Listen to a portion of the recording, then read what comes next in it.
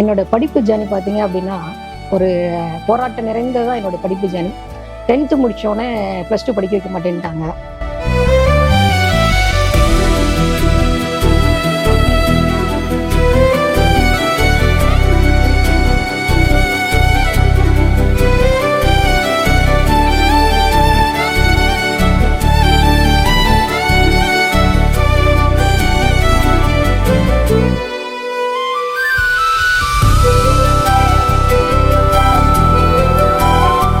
என் பேர் அம்சாராணி. நான் மதுரை பக்கத்துல திருமங்கலங்கிற ஊர்ல பிறந்து வளர்ந்தவங்க. என்னோட படிப்பு ஜேர்னி பார்த்தீங்க அப்படின்னா ஒரு போராட்டம் நிறைந்ததான் என்னோட படிப்பு ஜேர்னி.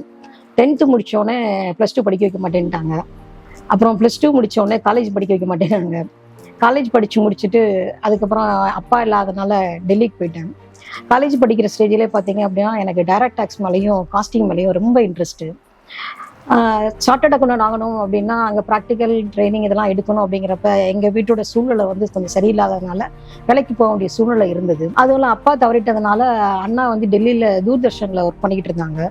அதனால எல்லாருமே டெல்லிக்கு போயிடலான்னு சொல்லிட்டு அண்ணா கூட்டிகிட்டு போயிட்டாங்க.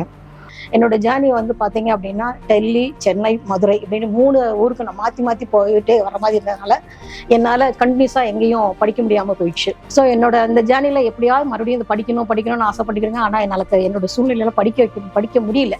அதுக்கப்புறம் பார்த்தீங்கன்னா அந்த ஜேர்னியில் அப்படியே விட்டுட்டேன். அப்புறம் 2016 இது மறுபடியும் இல்லை எடுத்ததை படிக்காமல் விட்டுட்டோமே அப்படின்னு சொல்லிட்டு மறுபடியும் எடுத்து படித்தா எனக்கு அந்த ஆப்ரேஷன் மேனேஜ்மெண்ட்டாக அந்த ஓஎம்னு சொல்லிட்டு வருமே குரூப், அந்த பாடம் வந்து கொஞ்சம் டிஃபிகல்ட்டாகவே இருந்தது. எனக்கு அதில் போய்கிட்டே இருந்ததுனால 3வது தடவை அதில் நான் பாஸ் பண்ணிட்டேன். அதில் பாஸ் பண்ணிவிட்டு 2017 ஐ திங்க் கிளியர் பண்ணேன்னு நினைக்கிறேன். 2017 இன்டர் கிளியர் பண்ணிட்டேன். அப்புறம் ரிட்டையர் ஆகிட்டேன். 2024 ரிட்டையர் ஆனேன். 2024 ரிட்டையர் ஆனா அப்படிங்கிறப்ப எப்படி மறுபடியும் இப்போ வந்து 2022 சிலபஸ் வந்துடுச்சு, நமக்கு அது தெரியாதே அப்படின்னு சொல்லிட்டு டெலகிராமில் யூடியூப்பில் பார்த்தோம்ல. அப்போ டெலகிராம்ங்கிறதுல பார்த்துட்டு ஒரு பையன்கிட்ட தட் மீன்ஸ் எனக்கு நான் இந்த மாதிரி படிக்கிறதுக்கு ஆசைப்பட்றேன், எங்கள் கூட சேர்ந்து யாரும் படிக்கிறதுக்கு இதாக இருந்தீங்கன்னா யாரும் ஜாயின் பண்ணுங்க அப்படின்னு சொல்லி கேட்டேன்.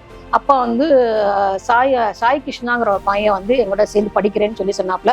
அப்போ நான் சொன்னேன், எப்பா நான் வந்து ரிட்டையர்ட் பர்சன், நான் யங் ஸ்டேஜஸ் கிடையாது, உங்கள் எனக்கு எங்கூட படிக்கிறதுக்கு உங்களுக்கு தோதுவாக கரெக்டாக இருக்குது அப்படின்னா நீங்கள் எங்கூட ஜாயின் பண்ணிக்கிங்க அப்படின்னா. நான் ஜாயின் பண்ணிக்கிறேன் மேடம், நாங்கள் லைப்ரரியில் தான் படிக்கிறோம், வாங்க சேர்ந்து படிச்சுக்கலாம் அப்படின்னாங்க. சரின்னு சொல்லிட்டு அப்புறம் லைப்ரரியில் நான், சாய் கிருஷ்ணா, கார்த்தி அப்படிங்கிற 3 பேர் சேர்ந்து படித்தோம். அப்படி சேர்ந்து படிச்சுட்டு இருக்கப்ப கார்த்தி வந்து அந்த குரூப்பில் கிளியர் பண்ணாங்க. அடுத்து வந்து 2 பேரும், நானும் சாய் கிருஷ்ணாவும் கொஞ்சம் இதாகிட்டு, ஸோ திருப்பி 2 பேரும் சேர்ந்து மறுபடியும் படிச்சப்போ 2 பேருக்கும் அகைன் வந்து எல்லாமே அக்ரிகேட்ல எங்களுக்கு போய்கிட்டே இருந்தது. ஸோ நம்ம 2 பேரும் விட்டுட்டோம். அப்போ வந்து திடீர்னு பார்த்தா கேஎஸ் அகாடமியில் இந்த மாதிரி ஒரு நோட்டிஃபிகேஷன் வந்திருக்கு மேடம் சொல்லி அனுப்புனாப்புல. இந்த மாதிரி வந்திருக்கு, உங்களுக்கு வந்து ஒரு ஃபேஸ் டு ஃபேஸ் கிளாஸ் தான் அப்படின்னு சொல்லி அனுப்புனாப்புல. அப்படியாப்பா சரி நான் போய் பார்க்குறேன்னு சொல்லிட்டு வந்து பார்த்தேன். எனக்கு கிளாஸ் பிடிச்சிருந்தது. ஆனால் 1.5 மாதம் அப்படிங்கிறப்ப என் மருமக வந்து ஒரு கோர்ஸ் போய்கிட்டு இருந்தாங்க. ஆஃப்டர்நூன் அவங்களுக்கு போகணும். அப்போ என்னால் ஜாயின் பண்ண முடியுமா என்னன்னு ரொம்ப வேதனையாக இருந்துச்சு. ஆனால் இந்த ஆப்பர்ச்சுனிட்டியை எப்படி மிஸ் பண்ணக்கூடாது அப்படின்னு சொல்லிட்டு நான் இது பண்ணேன். ஆப்பர்ச்சுனிட்டிஸை வந்து மிஸ் பண்ணக்கூடாது அப்படிங்கிற காரணத்தினால நான் மறுபடியும் ஏதாவது பண்ணலாமேன்னு சொல்லிட்டு வந்து கேஎஸ் அகாடமியில் வந்து கேட்டேன்.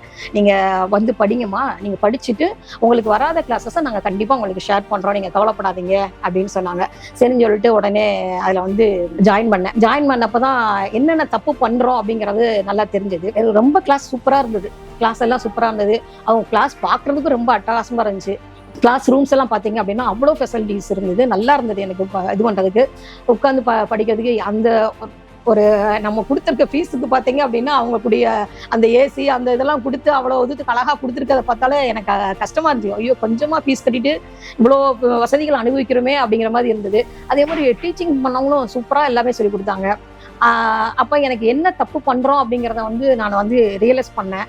அதே மாதிரி எனக்கு வந்து மொட்டை மனப்பாடம் பண்ண எனக்கு வராது. எனக்கு வந்து புரிஞ்சு படித்தா மட்டும்தான் என்னால் எழுத முடியும். மொட்டை மனப்பாடம் பண்ணிட்டு போனால் நான் படிச்சுட்டு போனது வரல அப்படின்னா சுத்தமாக எல்லாமே எனக்கு மறந்து போயிடும்.